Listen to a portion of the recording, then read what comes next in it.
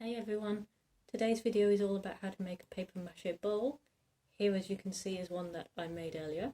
So now let's go back in time and I will show you how I made this. So here I have everything that I'm going to need. I have bowl, which is going to be the actual mould for the bowl that I make. I've also got a scratchy old bowl that I'm going to use to put glue in. I'm using this washable PVA glue, which is clear. You could use PVA glue that looks like this. It goes on white, but then it dries clear. Or you can make your own glue using 1 part flour, just regular flour, and 2 parts water. I have got here some cling film and some masking tape. I've got newspaper, that's quite important. Although you're not necessarily restricted to just using newspaper, you could use, for example, wrapping paper. I've got some old receipts here, which I'm not sentimentally attached to, so they're getting involved as well. You can use any kind of fancy paper that you've got. I've got this crinkly metallic paper. And here's a prototype butterfly that you might recognise from an earlier video. Over here I've got some water, which I recommend having as standby. Some paintbrushes, some acrylic paint that I will be using tomorrow. And an optional extra is a hairdryer. Okay, so let's get started. Now the truth is I actually filmed this video last week. And it did not work out. Well, the video was fine, but the bowl didn't work because I missed out this step. So, apparently this is actually quite important. What we want to do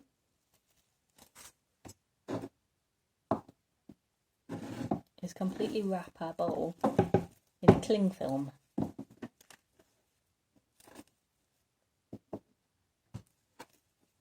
This is going to make it easier when we come to remove our paper mache shell from the bowl that we've used as a mould. If you don't do this, your paper mache bowl won't come off.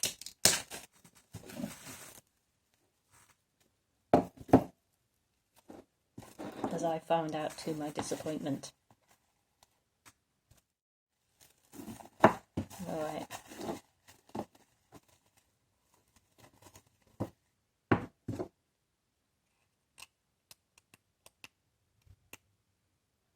We get some tape.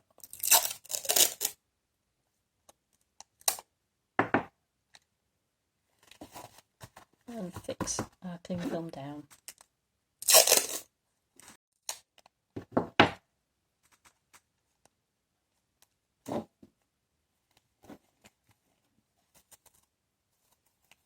Now what's also recommended is that you spray around your bowl with cooking spray.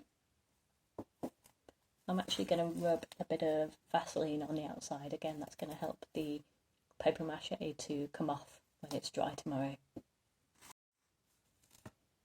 Okay, so I'm sure that most of us remember using paper mache from our school days, but to recap the process, we take our newspaper and we start to tear it into strips.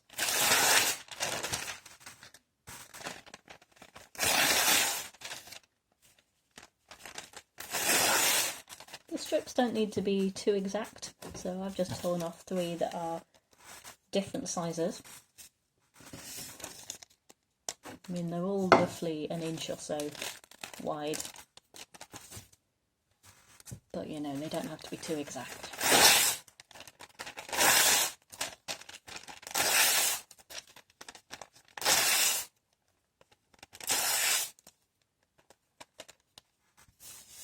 I'm going to start off my process with these quite long strips, but later on I'll want some smaller ones. Here's that supermarket receipt.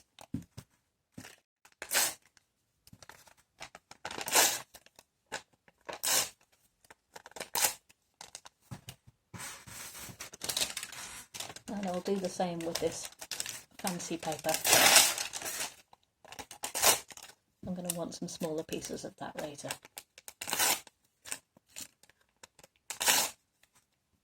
Of course, you could cut these with scissors if you wanted them to be more neat. I'm not too bothered personally. Okay, so let's make a start. There was actually one more item in the ingredients list which I didn't mention earlier. It's optional, but I have here this plastic wine glass. As I work on my bowl, I found it useful to prop it up here on the wine glass.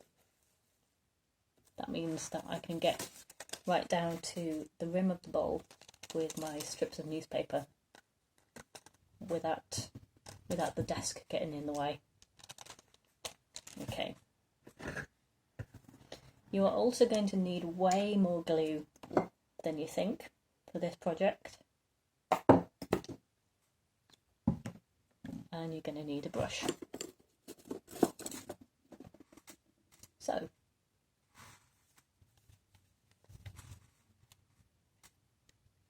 you can use a method of your choosing to get the glue onto the paper. Some people like the dunk method. Some people like to apply the glue to the paper. That's what we'll do to start with. Ooh, sort of curling up.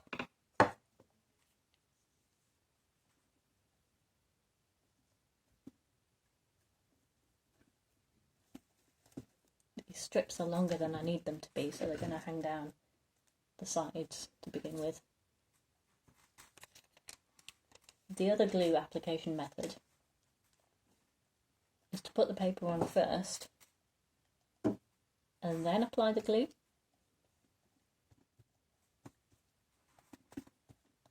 So it really is a matter of preference.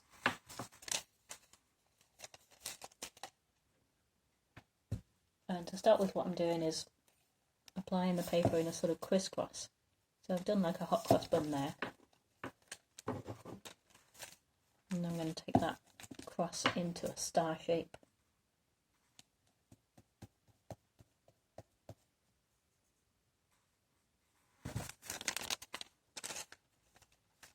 And again.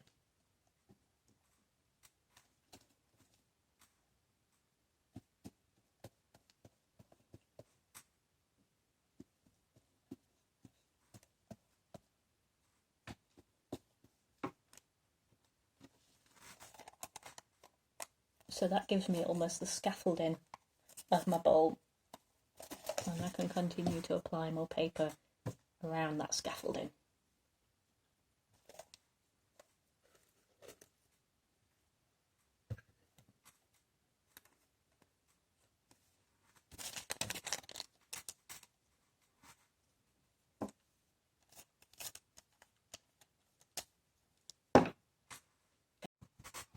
At this point in time, I'm really not being too precise.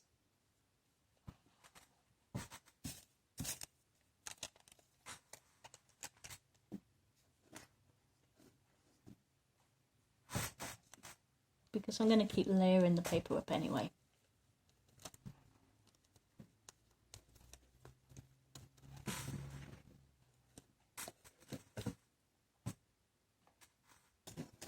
So I can make the later layers a bit neater if I want them to be.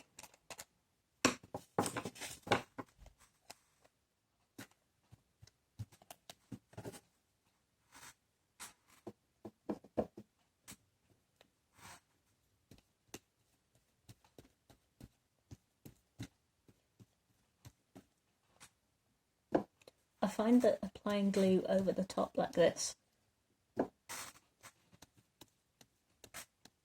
helps to ensure that one piece of paper sticks to another.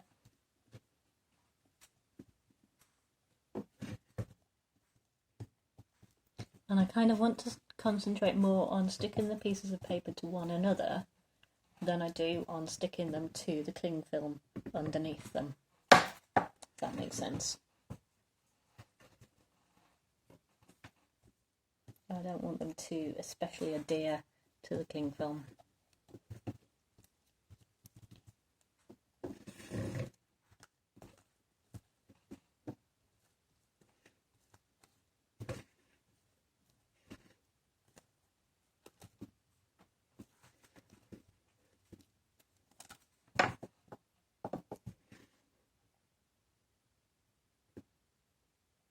Okay, so I've basically now covered the whole bowl with one layer of newspaper. I might add a couple more strips to cover some of the joins. And then we're done for layer one. This is where, if you're using a hairdryer, you might want to give it a quick blast. Or you could go ahead and apply the second layer already. Even if we're using a hairdryer to dry it slightly in between layers, I would still recommend then leaving it to dry completely, at least overnight, or for 24 hours if you can. So, to get the scaffolding that I was talking about earlier, the overall shape of the bowl, I mostly layered my strips of paper over this way. What I'm going to do now is stick more pieces of paper across the layers that I just did. So before they were coming down this way, now they're going to go across this way.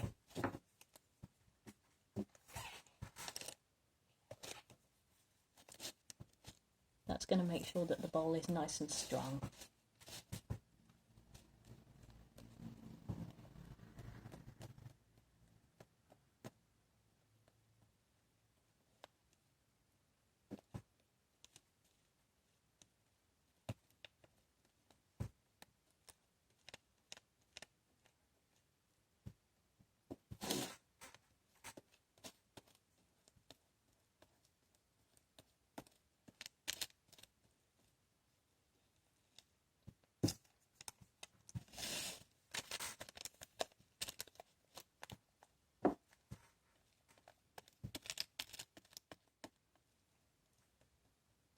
And as you can see, I'm using that technique where I lay the dry paper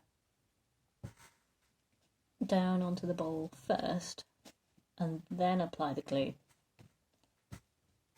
That is simply my preference. You could just as easily apply the glue first and then stick it on. So there's absolutely no reason why I'm doing it my way, except that that's what I personally prefer.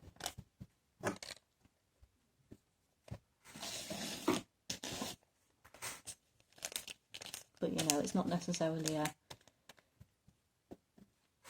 time-honoured artistic technique that you have to follow.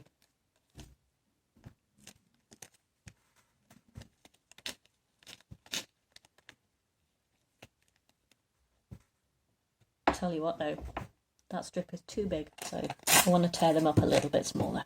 I'm going to get my wine glass back. There we go.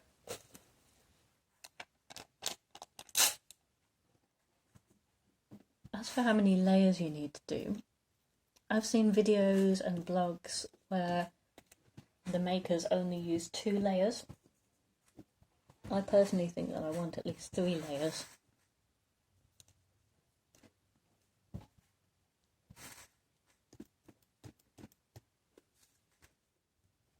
Because I assume that more layers is going to make it stronger. But also because it is quite therapeutic doing this. I'm having quite a nice time.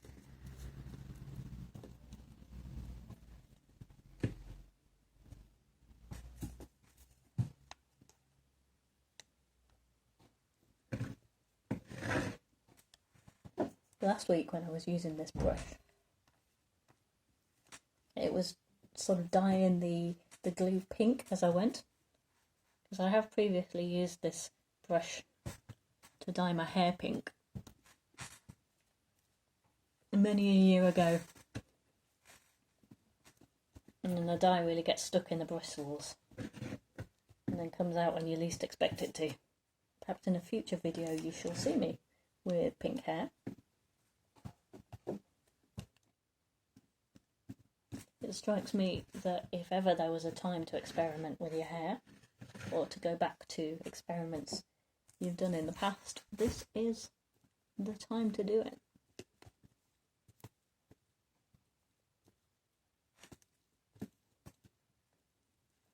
In fact, how about we set that as one of our creative challenges for next week? We'd like all of our participants to dye their hair some kind of crazy colour.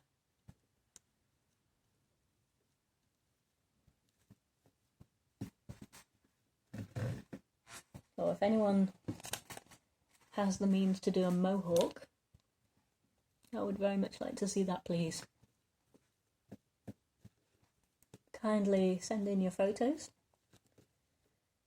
to our WhatsApp group if you have access to it, or to leafcreativearts@gmail.com. I would like to see your finest mohawks.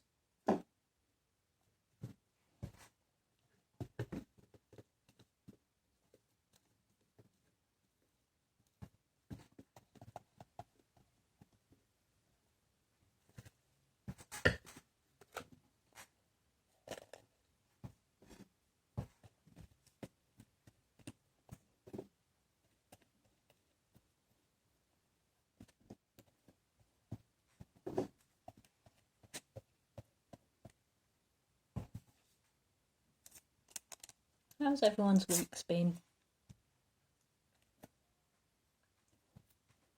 Have you been doing something fun or relaxing around the house or in the garden?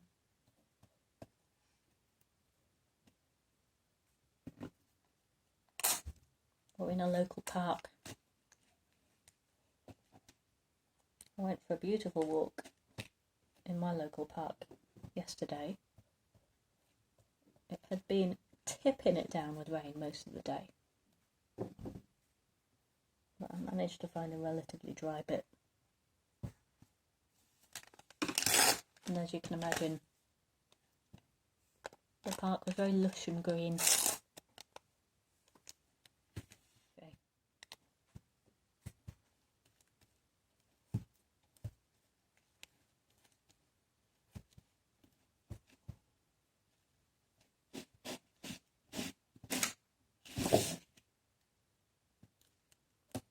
I read that mache in French means chewed, so when we make papier mache, we're making chewed up paper.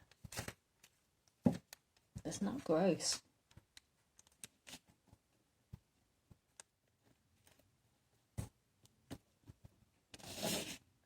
Alright, so I've probably done enough here.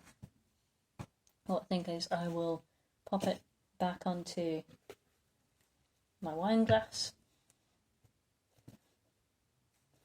and then I might just check around the rim and see if I want to add a few more bits of paper around there.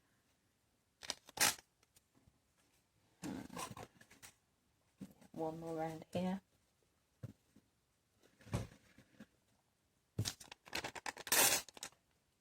All around the back here.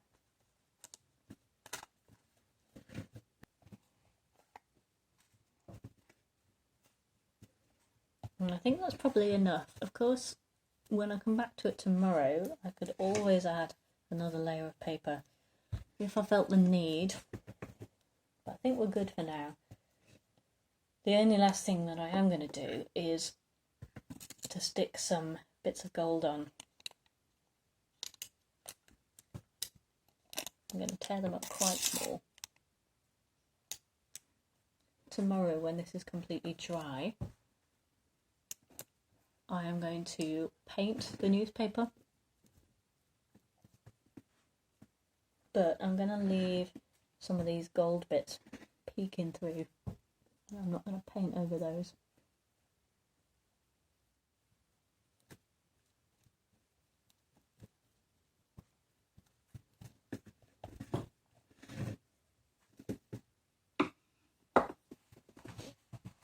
Alright, so I'm now going to leave this to dry completely overnight. I probably will give it a quick blast with the hairdryer, just to speed it on its way. That isn't essential to use a hairdryer, but it is essential that you do leave this overnight. Alright, so that's how it looks so far. I'm going to leave it on its stand to dry overnight, and then I shall be back with you tomorrow. Hi guys, so it's now a few days later and here I am with my bowl. It was very easy this time because I'd got the cling film over my mould to simply slide my paper mache bowl off the mould. If only I'd known that the first time I made it. So I left it about 24 hours before taking the paper mache bowl off, and then I probably left it another 24 hours before painting it. You don't necessarily have to leave it that long, but you'll discover for yourself how long it takes for your bowl to actually set and dry completely.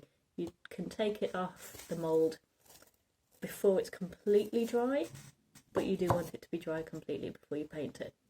So I have gone for this red, gold and black design, as you can see, using the scraps of gold paper that I'd stuck on as a sort of an inspiration point.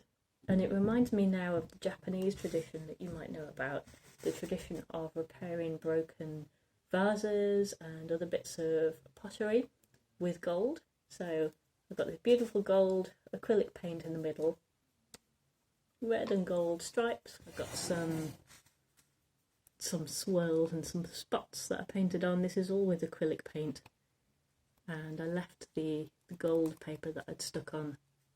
I just left that peeking through.